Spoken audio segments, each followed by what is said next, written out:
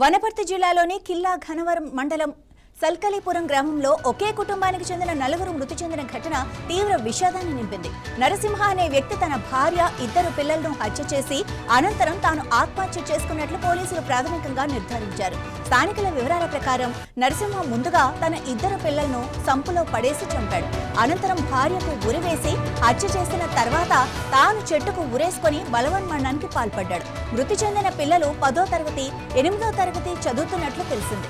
ఈ కుటుంబం మహబూబ్ నగర్ జిల్లా దేవరకద్ర మండలం జోకూరు గ్రామానికి చెందినదిగా గుర్తించారు. జీవనోపాధి కోసం కొంతకాలంగా సల్కిలాపురంలో మామిడి తోటను లీజుకు తీసుకుని అక్కడే నివాసం ఉంటున్నట్లు సమాచారం. ఘటనపై సమాచారం అందుకున్న పోలీసులు వెంటనే గ్రామానికి చేరుకుని మృతదేహాలను పోస్టుమార్టం కోసం తరలించారు. కేసు నమోదు చేసి దర్యాప్తు చేపట్టారు. కుటుంబ కలహాలు, ఆర్థిక సమస్యలు లేదా ఇతర వ్యక్తిగత కారణాలేమైనా ఉన్నాయా అన్న కోణంలో విచారణ కొనసాగుతోంది. ఈ దారుణ ఘటనతో గ్రామంలో విషాద ఛాయలు అలుముకున్నాయి. ఇదే విషయానికి సంబంధించి మరింత సమాచారం మా ప్రతినిధి కీర్తి అందిస్తారు. కీర్తి, చెప్పండి, అసలు ఏం జరిగింది? మాధవి, మనం చూసుకుంటే గనక వనపర్తి జిల్లాలోని ఒక దారుణమైన ఘటన అయితే చోటు చేసుకుంది.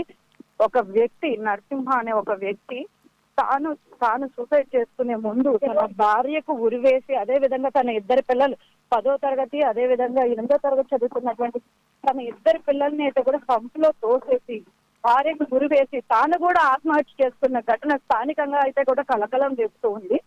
అసలు వీళ్ళ సూసైడ్ కు వెనకాల ఉన్నటువంటి కారణాలు, వీళ్ళ ఆత్మహత్యలు తీసుకోవడానికి గల కారణాలు ఏమిటి అంటే, అదే విధంగా దీనికి వెనకాల ఏమైనా ఆర్థిక పరమైన ఇబ్బందులు ఉన్నాయా, లేదంటే కుటుంబ కలహాలు ఉన్నాయా అని చెప్పేసి పోలీసులు అయితే కూడా దర్యాప్తు చేస్తూ ఉన్నారు.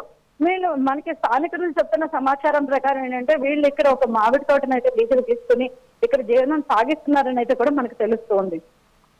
రైట్ కీర్తి, మరి వాళ్ళ బంధువులు, ఇంట్లో వాళ్ళు ఏమంటున్నారు? ఎందుకు ఇలా హఠాన్ మరణం, అంత నిర్ణయం ఎందుకు తీసుకున్నారు? అసలు మనకి వాళ్ళ బంధువుల నుంచి చెప్తున్న సమాచారం ప్రకారం ఏంటంటే, కొంతమేర ఆర్థిక ఇబ్బందులు అయితే ఉన్నాయని అయితే కూడా చెబుతూ ఉన్నారు.